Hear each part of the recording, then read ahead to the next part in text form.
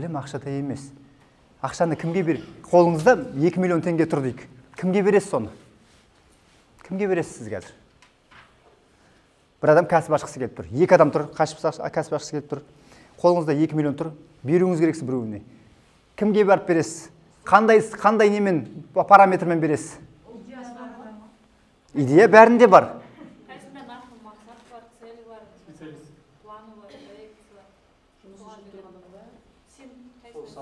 Қайсына сенесіз? Қай жағынан сенесіз? Сақалы бар біреуінің сақалы жоқ. Намазханға сенесіз бе, әлде намазхан емеске сенесіз? Бізде осылай таңдайды адамдар. Адамдар сөйтіп таңдайтын болған қазір. Анау сенімді дейді, лақтырып кетпейді мен дейді. Ондай нәрсе параметр бола алмайды, естеріңізде болсын. Сақалды өзі үшін қояды. Біреу үшін қоймайды. Сондықтан да бұл айтқанда кездесіп қалмаңдар сондай нәрсеге.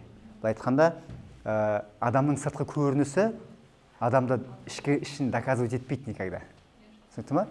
Оның несі болу керек? Қолында идеясы, стратегиясымен қосылып, ең соңғы бүкіл планына дейін сызылған болу керек. Біріншіден, екіншіден не болу керек? Действительно мына адам істей алатынын дәлелдеу керек. Түсінікті ме? Мынаның несін историясына қою керек. Түсінікті ме? Айналып келген кезден сөйтіп осылай болады. Енді қараңыздар, осыдан кейін қалай? Өзіңізге сеніңіз келе ме, әлде байланысыңызға, идеяңызға, мүмкіндігіңізге сеніңіз келе ме? Осы уақытқа дейін қандай болды? Енді өзгерді ме? Дұрыс па? Еш уақытта өзіңізге ғана сеніп қалмаңыз. Өзіңізге сенетін болсаңыз, сіз бір ғасыр болса да бір нәрсені игере алып кете алмайсыз. Қазір өмір сондай.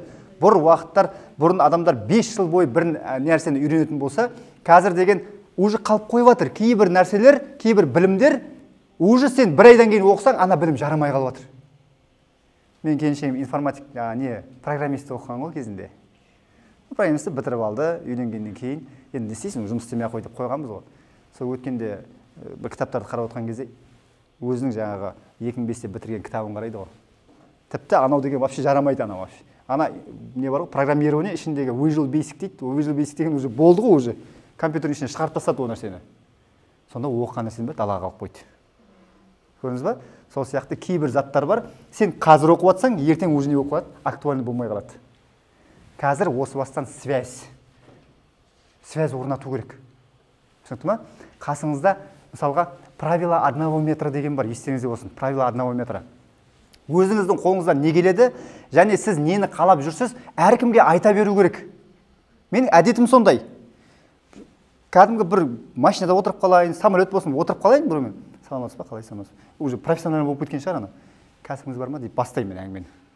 Көрдің ма? Бар, анау бар. Неге оны кәсіпті жүргізе алмай жатсың?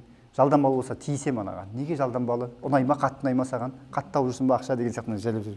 Сосын анау ыңғайсызданады. Мен таксиге отырсам да сөйтем, неге таксовать етіп жүрсің сен? Түсіндің ба? Содан жаңа қасымда отырған адамға сен өзің немен айналысасың дей бастаған кезде мен уже бизнестерді айта бастаймын осындай. Сол кезде біреу тұрады да, менің ода жаңа таныстарым бар ғой. Давай мен де онда істейін. Онда мен сенімен серіктес болайын. Менің ана ағам бар сөйтіп істегісі келіп жүреді. Көрдің ба? Адамдармен таныстық жасай бер. Правила 1 метра деп айтады бұны. Әдет қылып ал. Өзіңнің бір нәрсе жасап жүрсің ба, сол нәрсені әркімге не істеп жүру керек? Айта беру керек. Үндемей отырсаң, сені ешкім білмейді. Түсінікті ме? Сөйтіп әдет қылып алу керек. Сөйтіп адамдар, Алла тағала бостан-босқа адамдарды кездестірмейді деп айтып жатыр ма бағана? Дұрыс па? Сондықтан мына жерде отырғанның өзінде қазір шығып бара жатқан кезде бір-бірлерімен танысып алып, телефондарында алып осындай жерлерде, біздер осындай жерде визитка таратамыз мысалға адамдарға. Ол керек бола ма, керек болмай ма бәрібір. Өткенде мен ана Марғұлан Симаймен кездескен кезде бір жақсы адаммен кездесіп қалдым. Юфреймді білесіздер ғой? Юфреймнің сол мамасы как раз финансовый грамотностьті орысша береді екен. Мен постоянно қазақша берем. Енді оның арманы қазақша жүргізу.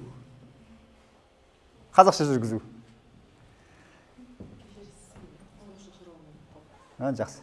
Оның арманы қазақша жүргізу екен. Енді мен айтам, мен қазақша берем қойсам, маған жабыса алып жатыр. Мен де оған жабыса кеттім сосын. Мен айттым, сенің орысша аудиторияң бар ғой, мен сол жерге бар сабақ берейін, сен біздікіне бәрі сабақ бер деп. Былай айтқанда адмен оптым ғой, көрдіңіз ба?